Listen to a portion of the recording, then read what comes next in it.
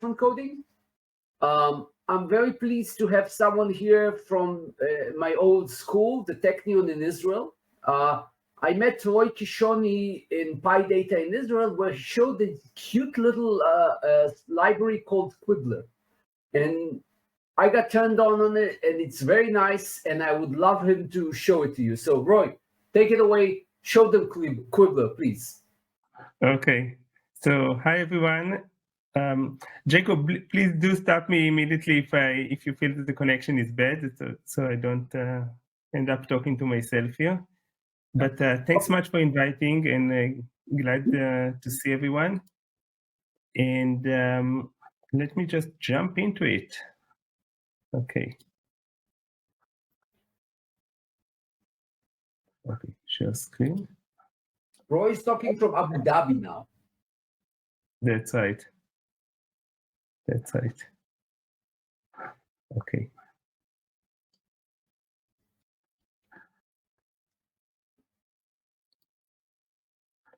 Okay, you see you have my screen? Oh yeah. Okay. Looks great. Okay, so I'm going to present Quibbler. It's a new open source package, Python package for what we call inherently interactive data exploration. It's a tool that was developed by myself together with these two amazing Python wizards, Maor Kern and Maor Kleinberger. And I think what may be best is, before going through the slides, to start with a quick demo, just to kind of give you some clue of what it is. Okay. So here is a simple code. Okay, just these lines here. Let me run it. That plots a triangle together with the Pythagorean squares next to it, and calculate these areas here. Okay. So I would say very, very simple code that starts with two parameters, does some calculation and plots with matplotlib. And I think like many codes, like we said, it has parameters here. And if we want to change these parameters, we have to go to the code here and make a change, and then run everything again, and so on. It could be really nice if we could do that interactively. Maybe ideally, if we can just drag these points, these 2 points that represent the A and B, the legs of the triangle, that could be very nice. But of course, to do something like that in Python is typically very difficult. And this is really where Quibbler comes in. It allows you to interactively control your key parameters. And the beautiful thing is, you don't really need to do anything. You just take your normal code, normal Python code, with and you just really need one new command, iquib, input quib, and you're going to iquib your inputs like that. Okay. And I'll just clear the image, and I'll just run the same thing again here. And you see that it plots exactly the same thing, but now if I click it, it's completely immediately interactive. I can go and drag, and you'll see that all the downstream calculations are repeated to represent those changes in parameters. So I can directly change those parameters, but in fact, Quibbler is smarter than that. It understands the entire arithmetic relationships here, and thereby the geometrical relationship. So that means that I can go and also drag that point, okay, or that point, okay, or even drag that point here. Oops. Okay. Okay, so that's just to give you kind of a quick view or a feeling of what it is, and let me just go now to the more methodological presentation here. Okay. So how did we get there? That's maybe a good place to introduce myself. I started my career in physics and computer science working on numerical simulations. Then I switched to biology, working on microbial evolution. Then I became a professor of systems biology at Harvard Medical School, where my lab developed experimental and computational approaches to understand how bacteria become resistant to antibiotics. And lastly, I moved to the Technion, where my group really focused on digital health, big data in health, specifically in infectious disease. And throughout this journey, I've been involved in multiple very different data science projects in numerical simulation, imaging, genomics, electronic health records, and others.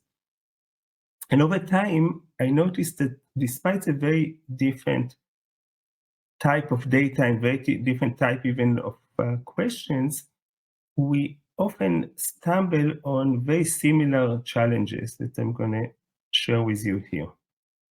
Okay.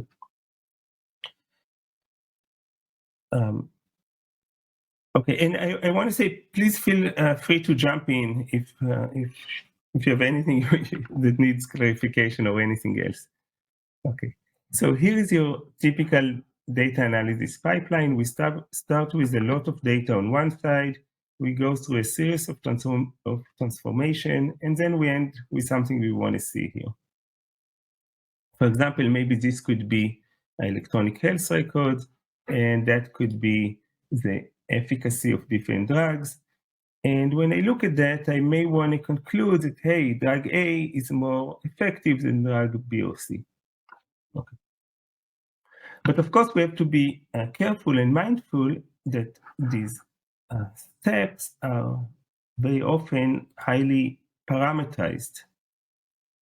We have to choose in any one of these steps parameters like what was the age limit, what was the exclusion thresholds, what averaging window did I use, what was the binning size, what background I subtracted from an image, many decisions like that. And ultimately, these parameters affect our results and the insights that we derive from them.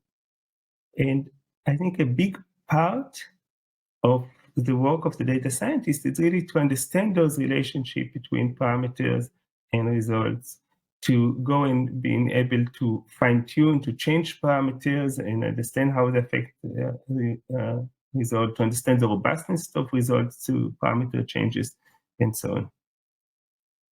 And that really brings about 4 key challenges that I've listed here. First, traceability. How do I even know what depends on what? Then reproducibility. If I'm changing a parameter, how do I do it in a well-documented, transparent way? Then efficiency. I made a change here. What do I do to see its effect? I run all, or do I have a way to only run downstream steps, computational steps? And maybe I also have a way to maybe only run the specific data item that was affected within those downstream steps. And finally, interactivity. Like I've shown you, it's much more fun and much more effective if we can do things in an interactive way. Okay. So Quibbler is really a tool meant to address all 4 of these challenges: traceability, reproducibility, efficiency, and interactivity. And importantly, like I've shown you, it does that while requiring the user to learn very little. So to begin with, or to get started, effectively what you need is just one command. You take your normal Python syntax code with NumPy and matplotlib, and you just iQuib your inputs, and everything becomes interactive. Now, I want to say there are several other very cool packages that address similar problems that I've listed here, mainly focusing on the questions of interactivity and offering somewhat different complementary solutions. And I do certainly encourage you to check them out. Okay. So for the rest of the talk, what I want to do is go through several examples that exemplify those ideas here. And I want to mainly start with the question of interactivity. Okay. So here is, in a way, the most classical way we think about interactive code in Python or in any language. And it's a code that I've really copied from matplotlib documentation, very, very classic, very canonic code. What it does, it plots an image and the histogram of pixel intensity, and it lets you change dynamically, interactively, the threshold, the lower and upper threshold of color intensity. Okay. And I want to take a couple of minutes, if you bear with me, to go through this code and understand what it does, and then we're going to think how it might look in a different framework in Quibbler. Okay.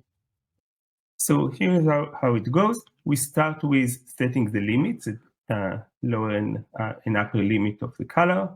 We then plot the image with those correct limits. We then plot the histogram. We then plot the left line, the right line. Then we put on the slider. So I would say at that point, I've done calculating and plotting everything that I need. Okay. But then comes this big chunk of code here, which is called the callback function, which is a function that is being called whenever someone interacts with the slider. And let's see what it does. So what it does, it resets the color of the image, which we've already done above. Then it resets the position of the left bar, which we've already done above. It resets the position of the right bar, which we've already done above.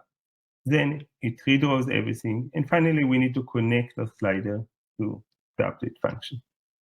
So I would say when I'm looking at that, there are actually three things that bother me. The most obvious and bothering one is, why do I need to tell the computer everything 2 times? I just told it how to plot things correctly for the original value of the parameters. Why do I need to re-specify how to plot things when parameters change? So there is this tedious coding of callback functions. Second, not less important, is that we tend to delegate interactivity to external widgets. What I really want to do is move these lines. Let's say, sorry. Okay. What I really want to do is move these lines. Okay, but what I'm doing, I'm creating a widget that will move the lines. Okay. I want to make these lines draggable, but that's difficult, so I'm creating a widget to do that. So the graphic itself is reactive. It's not in itself interactive. Okay. And finally, I'm playing with all of these things, but essentially I'm changing parameters. Where do they get registered? Where is it get written? How do I go back to a given state? All of that is kind of like hidden here. Okay. So I want to show you how that would look in Quibbler. Let's see. Okay. So here is the code we just looked at. And again, it creates this, this widget here that we can change. Okay. But again, I cannot drag that line, for example. This is not draggable. Okay. Now let's see how that would look in Quibbler. In Quibbler, what we would do, like I've shown you, we just go and identify our parameters. In this case, this variable here. And we're going to iQuib these parameters.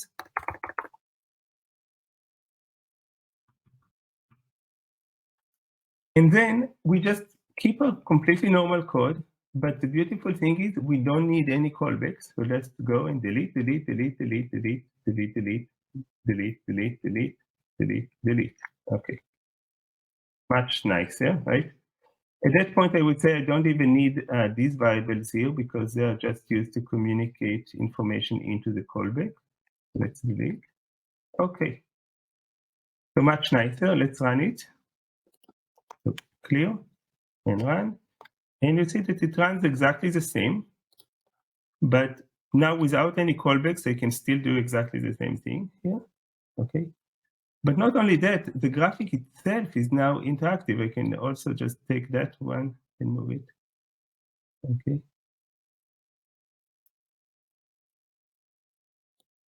So I would argue if the graphics is interactive, maybe I don't even need the slider. So I would say, let's remove the slider altogether. No need for the slider.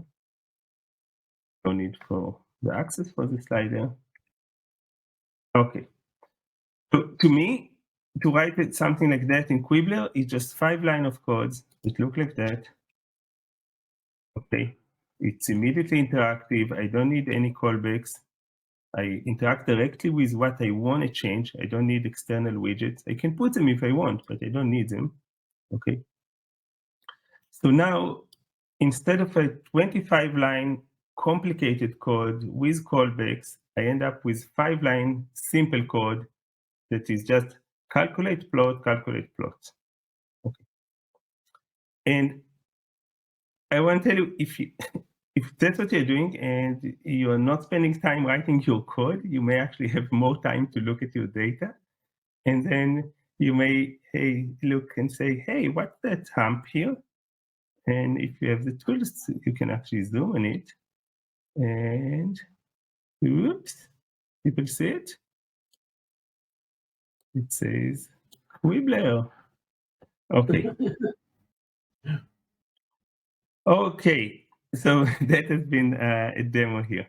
And actually, there are a few other things that come for free when you're working with Quibbler. Not only your code is much shorter, it's just those 5 lines of code. You also get other functionality. For example,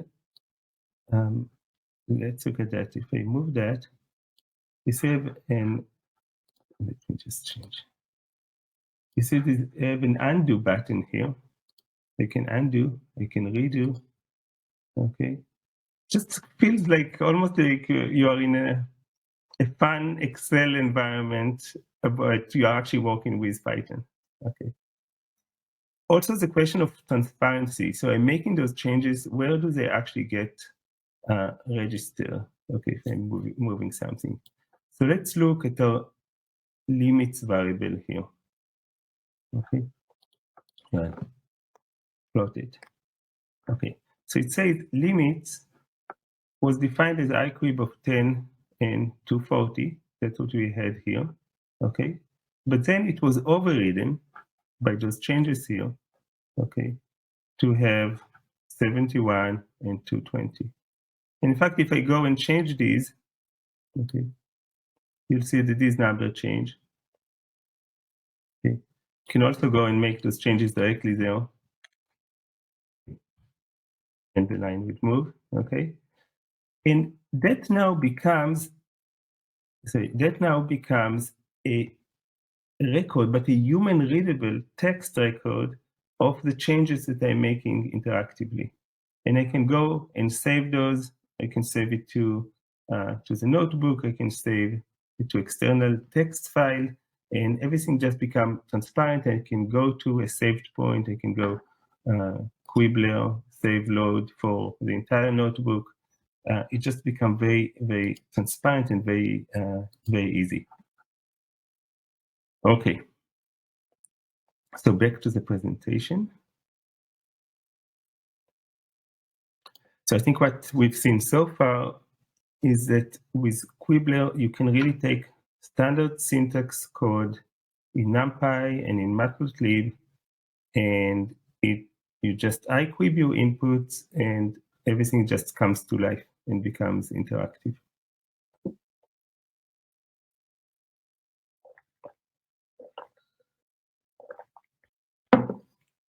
Okay, and you can imagine that way you can actually very quickly build applications across many domains of science, data, simulation, mathematics.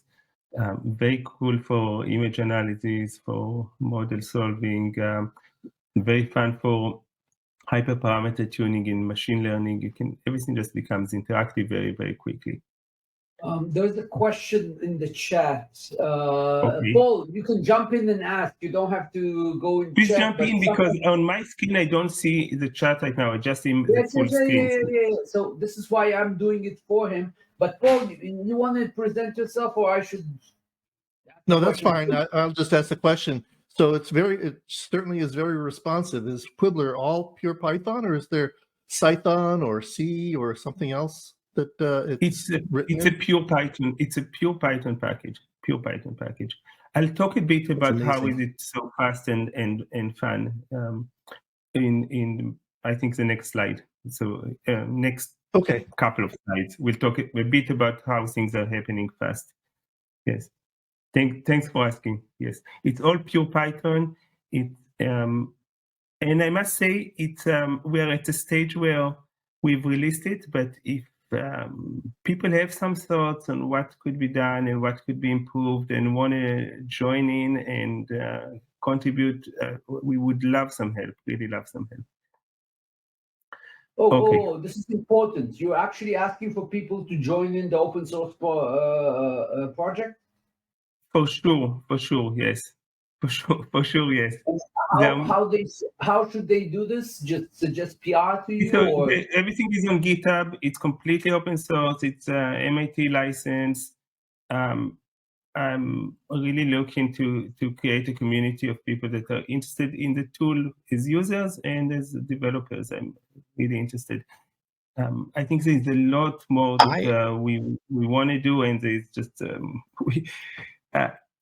we can talk later about what else is missing in Quibbler, because right now we're talking about what exists, but there are many things that need development. Some of them are actually listed in the issues in GitHub. Oh, so do you have a list of issues, and you want people to try to help you solve those or join the discussion there, correct? Very much so, yes. Okay, you'll show us at the end. I thought someone may be interested. Maybe we can talk about it after the recording is over. Let's continue the presentation now. It was important to and guys, please continue to feel free to interact in the middle, and but maybe directly through the audio, because I'm not seeing the chat on my screen. Okay. So if there's a chat, I'll tell you. Okay, so now I want to talk a bit about what happened, how it works.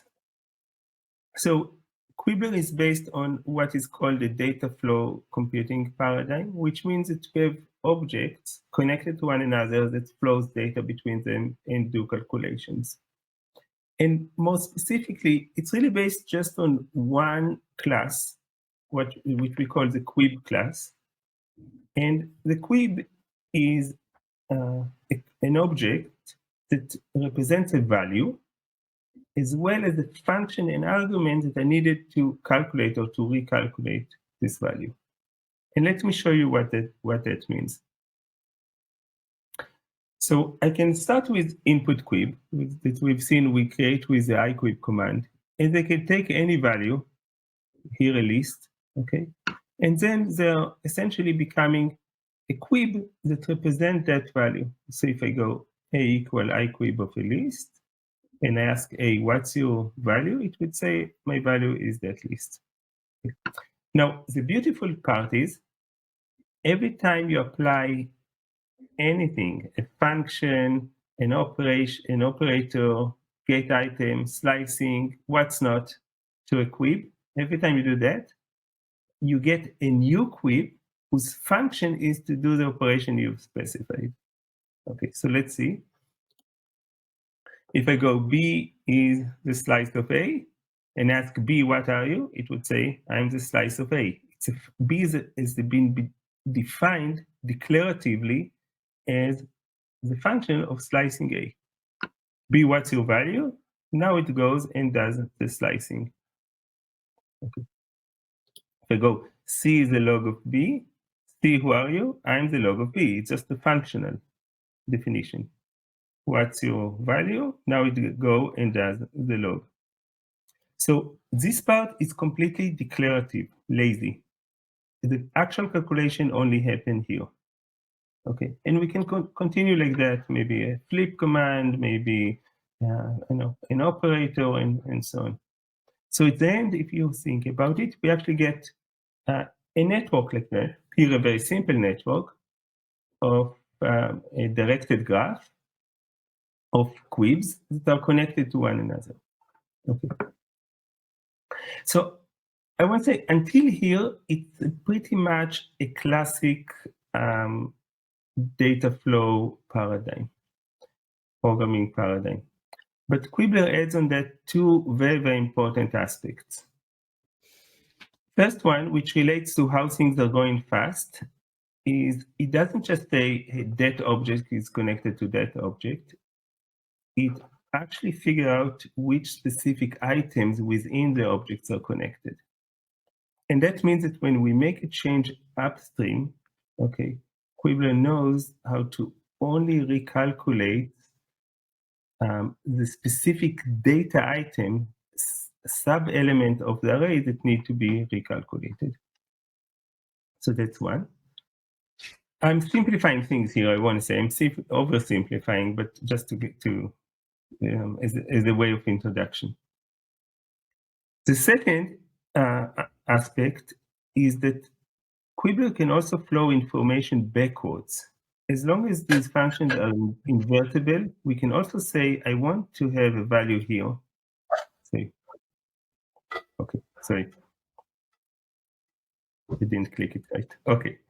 If I can also assign a value to a downstream function quib, and that would percolate upwards, inverting any invertible function. So if I make that assignment, it would go and say, now I need to subtract 4, now I need to change, now I need to do the inverse of a log, and then it makes a change here, and that change percolate back to create the change that I wanted here. But that means that if other quibs were also connected to this item, they would change too. Okay? So effectively, it means that if I have a quib and it's represented in different ways, these are just different graphical representations of the same value. Okay, so when one of these change, it would percolate like that, and then the change here will percolate to the two arms, and the two things would change together. So that's how, if you think about it, that's how something like that works. Effectively, you only have two parameters here. The different points here are different graphical representations of those same two parameters. So when I change one of them, everything changed accordingly. Okay. Maybe I'll interrupt you here. Maybe if okay. there are any questions here, that's a good place to ask. Yeah, I'll start. People may jump in later on, but the question that comes to mind to me is like, some things have like quadratic equations. They have two solutions and stuff like that. So you cannot go back in case you have something like this in the middle that has more than one solution. Correct? Very good point. But very good point. But we can actually go back. Why? Whoa. Because yes. Because we know, well, okay, if I go -2, if my parameter is -2, and I go b equal square of -2, so b equal 4, and now someone changes b to 9, okay, I would go and say, yes, there are two solutions. It can be -3 or 3, but because it was -2, I'm going to choose -3 to make it consistent with the initial value. So that's how everything is implemented like that, and that makes things kind of, because normally when you change things, you actually mean it's a small change similar to the value you already had. That means that if you have periodic function, we invert them too. If I have let's say, periodic function that creates a spiral, I can drag along all the spiral and go through the different phases of the function, and everything just works completely fine. Now, there is a question of, so I want to say, functions that are not one-to-one are completely fine. We invert them, but there is a question of functions that are just not invertible, and then we don't invert them. And that means if you have a function like that, and you try to move something, then it will not move. That's the only thing. If you change upstream, everything will change downstream. You won't be able to do this backward dragging. So that's a limitation. But typically what happens, we end up taking our parameters and we do simple arithmetic on them before we present them graphically. So typically it just goes through functions that are completely fine and invertible. When we do something non-invertible, like I don't know, I have a complicated function that take my parameters and does something complicated to an image, this is not something I want to invert anyway. So I think typically you just type your code and everything should work fine, the way you might expect. Interesting. Okay. Thank you. Other questions on that? So Ron, may I ask a question? Does it actually do a reverse solution of the function, or it just reapplies the function to new values downstream? You know, you're probably familiar with the way React.js does it on the front end very successfully, and this reminds me of that principle. It's really cool. Okay, so very good question. You can imagine inverting by kind of like a goal seeking. You say, oh, okay, that's my parameter, and I'm going to numerically change it until I get what I want below. It's not what we do. We actually arithmetically invert. So if I go b is a plus 10 and b change, I know that I need to subtract 10. If it's a log, I do the exponent. So we've actually went in, and for every function, we've specified arithmetically what's the inverse of it. And this is why things go very fast, because there's no goal seeking, numeric goal seeking here. It's purely arithmetic, the inversion. Okay. Does that answer the question? Or? It does. Okay, so it looks like the implementation is different from what React does, which is to monitor inputs and applies downstream updates whenever it spots a change. Very cool. I think you're describing it correctly. Yeah, I think it is different that way. It's not numeric. It's not a numeric.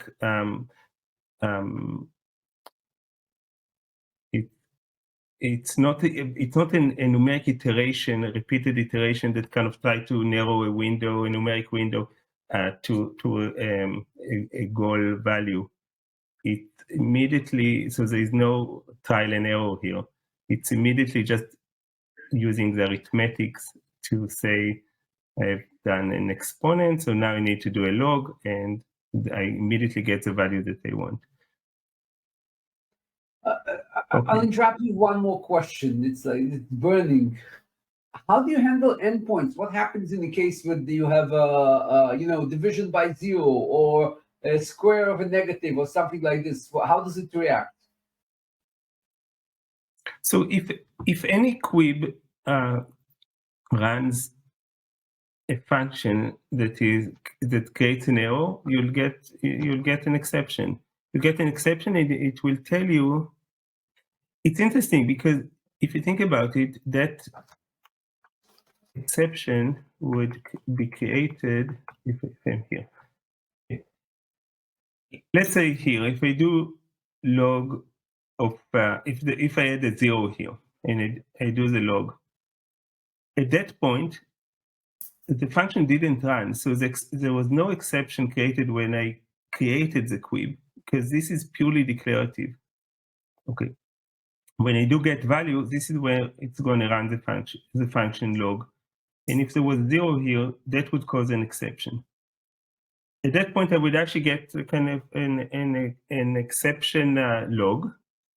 And we've done it I think in a good and transparent way, because at that point you actually you have an exception in that command here, but in a quib that was defined here. So we give you both. We say, hey, there was exception when you ran that quib, but we also tell you that quib was defined here we also give you that line where the quib was defined, because this is really what you might want to go and debug.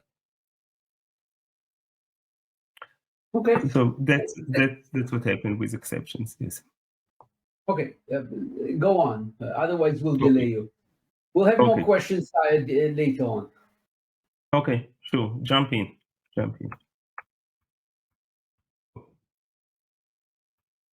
Talked about that. Okay, so I think if you followed, everything is based on the idea that when I apply a function to a quib, and then I get a new quib that implements that function. And functions that work like that, we call them quibby functions. And the reason it works with, let's say, NumPy is that in the beginning, when we start the code, we run a command that is called initialize quibbler that go and replaces, really override, all of the NumPy functions, the Python functions, and operators, and matplotlib functions, and get item slicing operators, IPY widgets. All of that has been implemented to be what we call quibby, namely those functions, when they run on quib arguments, they create a quib that performs the function. Okay.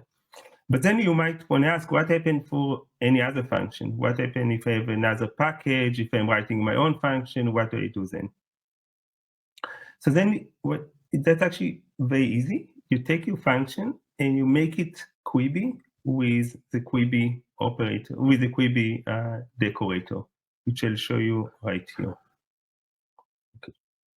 So I want to show what happened when you have any other function that is not has not been quibified. Okay.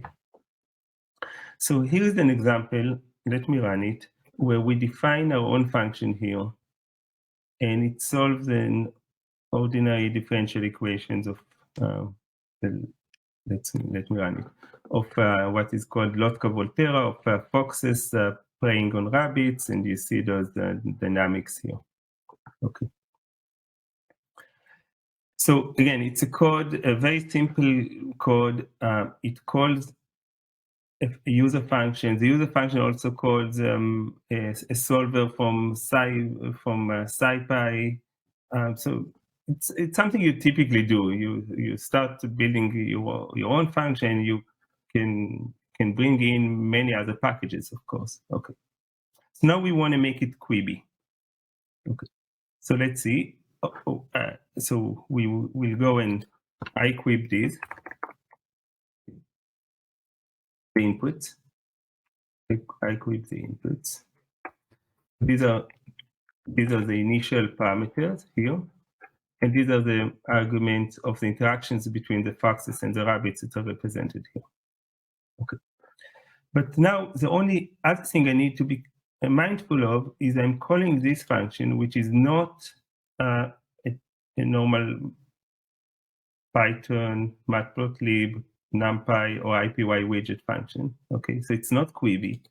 So I need to quibify that function. And the way I'm doing that is I'm going here and I need to go quibby. Let's run it again. Okay. So that means that function now will know how to behave when it is called with quib arguments. And it will create, when it is called with quib argument, it will create a quib that represents a function. So let's run it. Okay.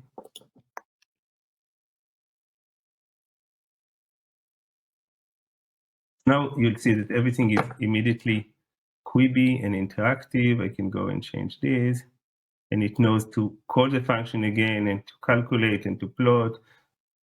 These immediately become interactive, and everything works exactly like I want.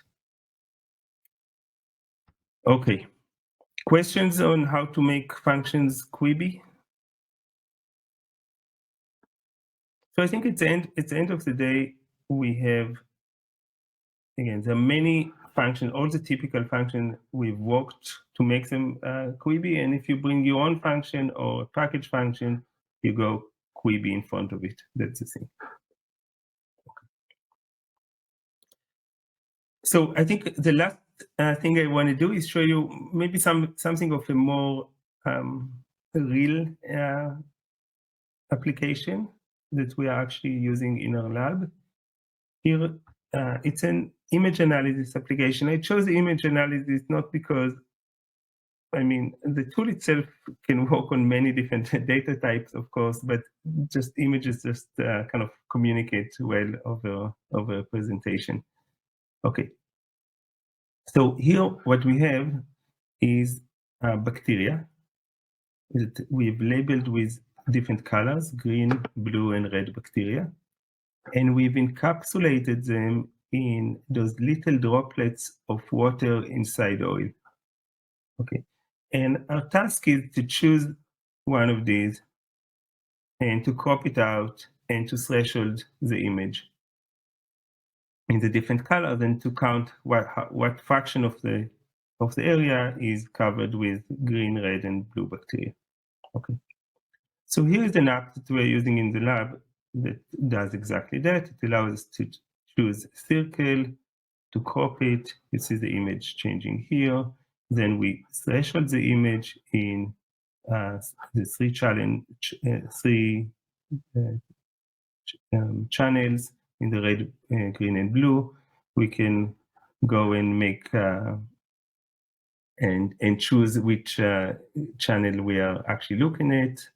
We can change the size. We can change the threshold of the channel that we look at. And as we do that, everything gets changed up here to reflect the total area of red, green, and blue that we have. And I think that the point that I want to get across is surely not the point that we can write a code like that, but the fact that we can write a code like that very, very easily, that's the point. This is just the entire code to do all of this part. It's written here. It's just 30 lines of code. And importantly, not only it's a short code, it's what I refer to as a data science code. Namely, it doesn't require knowing the programmer to know about complicated computer stuff like callbacks and events and listener and asynchronous programming and all of that. Instead, you just go and calculate, plot, very much a forward-looking approach. And all the what happened if just happen automatically. So we won't go through the code, but I do want to just take this part here and just show you how that is implemented, just this part here. And I think that's my last part of the talk. Okay. So let's go and see. So we're going to start by plotting a point here, which is going to be the center of our circle. Okay, so at that point, I'm defining a quib with two values here, and let me run that, and we've created a point. Okay. I now I've also listed with the title command the position. And that is immediately interactive, again, out of the box, right? I can move it, everything changed there, right? Okay. Now let's add the circle. So I'm choosing a radius. Again, it's an input. So I'm going iQuib. And then I'm just going to use completely normal high school arithmetics, cosine, sine, to plot a circle. Okay. That circle is also immediately interactive, right? I don't need to do anything. It's just go and change. Okay. And it will move when that moves. Everything just happened. Okay. Now we're going to add a text box here with representing the radius. Okay. So when I go and change that, this change. But again, that is just a different graphical representation of the same value. So I can also go and change here, and the values will change. Okay. Just for the fun of it, we'll also do something else. We'll plot the diameter here. Okay, so 120.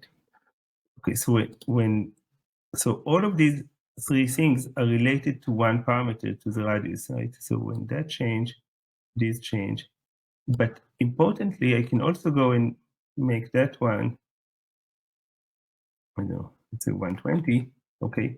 And when I click enter, right, that function got inverted now to say for 120, I need 60 here. It's the inverse of 2R. So that's where, again, this already happened behind the scenes, but it just makes things very, very quick to become interactive. Okay.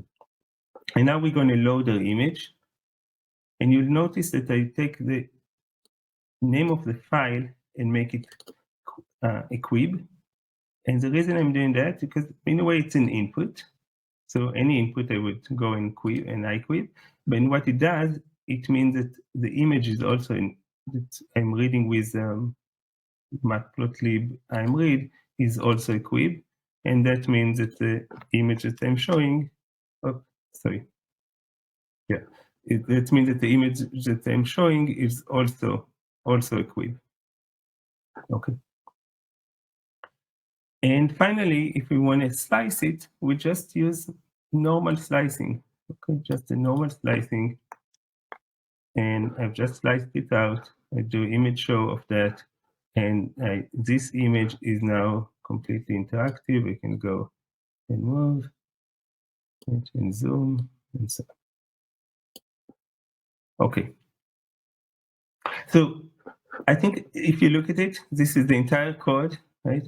And that simple code, that's the entire code. And that simple code created all of the interactivity here.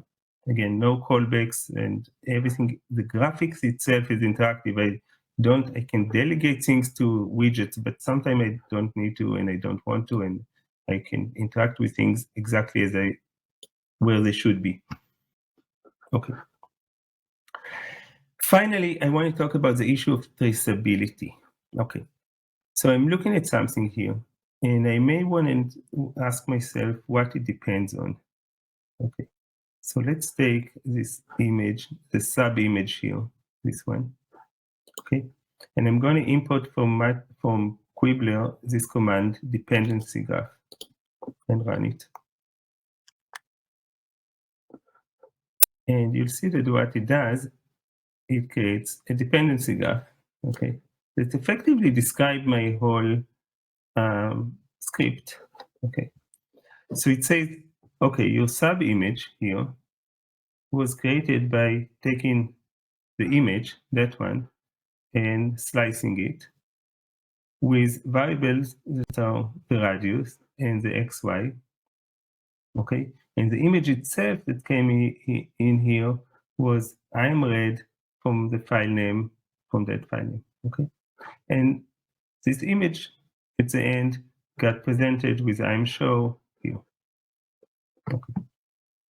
So that really talks about the idea of tracing and very quickly figuring out what depends on what. Even in a complicated code, we can ask queries like, give me all the parameters that affect my value, and questions like that. Okay. So I think I'm going to... The question is, will you be sharing this this notebook that you're showing now? Is it something that's available on the internet somewhere? I'm not sure if that specific one, but I think we have almost like, I don't know, like maybe 100 different demos that are on GitHub. It's a very similar, very similar type of demos that are all shared as notebooks. If you go, maybe I can just show here. If I go to... Yeah, someone already put in the link. You're fine. Oh, right. But I would say, look also in Read the Docs. In Read the Docs, sorry.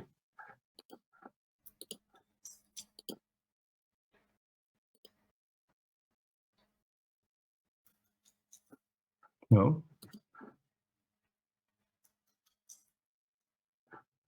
Yeah, this one.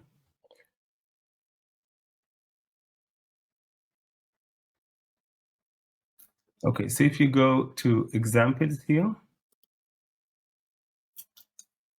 these are the many examples, and for each one, like let's say the one that we've just looked at is probably very similar to that one, interactive image cutting and scaffolding, and that will have the notebook. It will have a video showing what we're actually doing, and you can download it from. You can download all the examples here. Perfect. So, Thank you. okay. Yes. Thanks for the question. Thanks. Okay. Okay. Back to the. I think we've reached the end. Okay. I want to say this is just a fun, quick example. In practice, we may want to do something like that, and that really utilize the idea of when we make a change upstream, only the things that need to be recalculated get recalculated. So, for example, if that one is a wrong cropping because of that, if I go and change move one of those centers, right, it would go and only recalculate what it needs in order to make that change. Okay. For things like that, we are actually using the vectorized notation of NumPy that is very convenient in order to run a given function on many elements of an array, and that integrates very, very well with Quibbler to create a data analysis pipeline that has many data items that propagate through similar steps. Okay, so to conclude, first I want to conclude by I'm happy that the connection actually worked all the way to the end. And I'm happy for the engagement and interaction. Thanks very much. And I think what we did today, we presented this new tool, Quibbler, that addresses the 4 key challenges in data analysis that we've specified. Traceability allows a network of dependencies. Reproducibility, when I'm changing something, we've seen how it's written, all of the changes are written in a kind of a human readable record. Efficiency, when something changed, only downstream calculation are repeated and only specific sub-items within those downstream calculation are repeated. And finally, interactivity, we've gone through many examples of that. And I think the key notion here is that pretty much you just take your normal code, you iQuib your inputs, you also quibify your functions, and your code comes to life. We have this cool animation here, and thanks very much. And I do have a slide for that we've touched a bit on. We are really looking for engagement, and not only from users, also for ideas of what could be changed and added, even at any level, at the discussion level or at actual implementation suggestions. So thanks very much. Thanks for inviting. And if there are any questions, that would be a great point. First, let's make some noise. Please thank our speaker. You can unmute yourself, make some noise, or make some reactions. Make noise. Yeah. Yeah, Okay. excellent.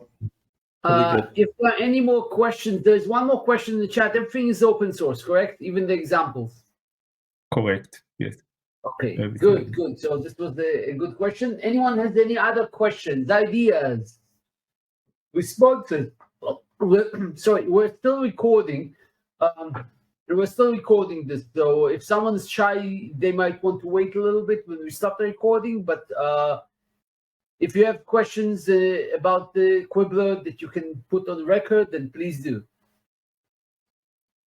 One quick question: if somebody has played with this to integrate into Gradio or one of these tools that are more kind of inference demonstration, so you can play with parameters too.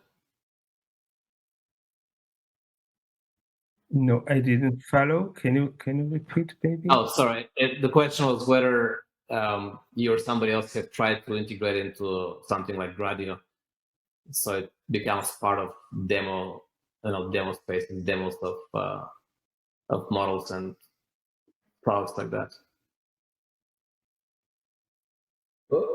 Evelyn, maybe you can tell us a bit more about Gradio, because I'm not familiar.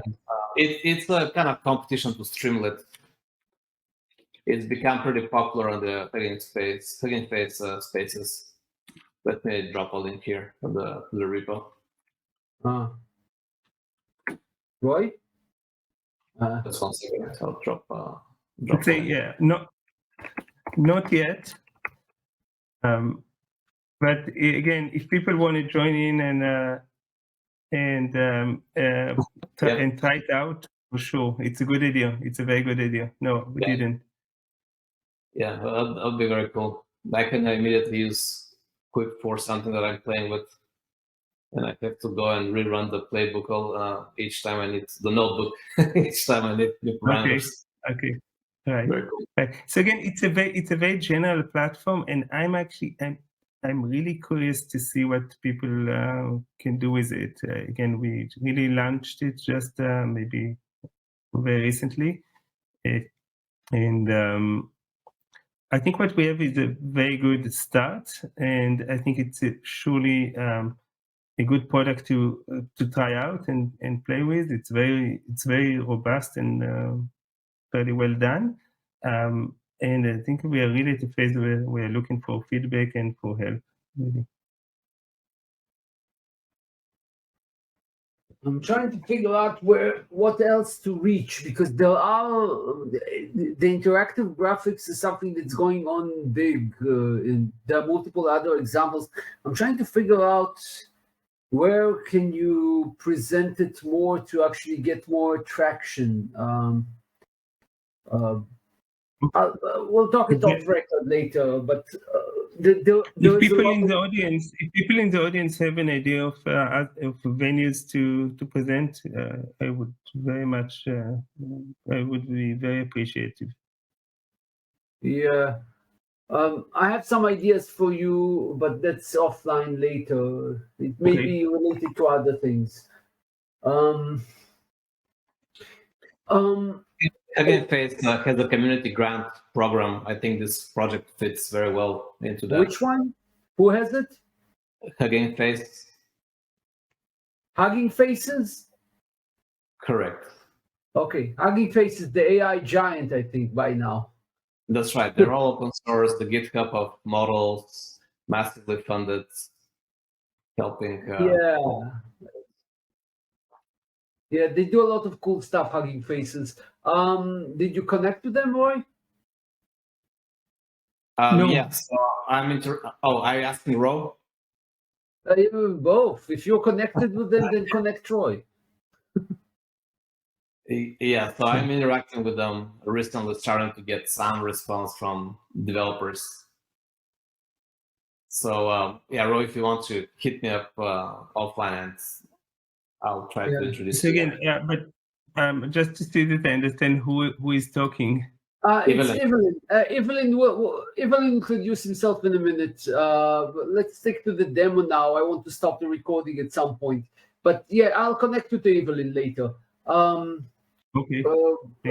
He does cool stuff. He'll tell you in a second. Anyone has more questions specifically about Quibbler? Question going once. Questions going twice. Questions going 3 times. Well, Roy, there are no questions, or at least no public ones. Okay. So we're going to stop the recording. We're going to thank you again. Please make some noise or do some images or whatever. Question about the license. Licenses, yes. Where do you include the license? It's MIT license, Sherry. You weren't here at the beginning. Yeah. It's MIT. It's all MIT license, your license, correct? Correct. Perfect. It's a very, very permissive license. It's a nice one compared to others. So thank you all. And I'm going to stop the recording. Don't go away. We're not going anywhere. I'm just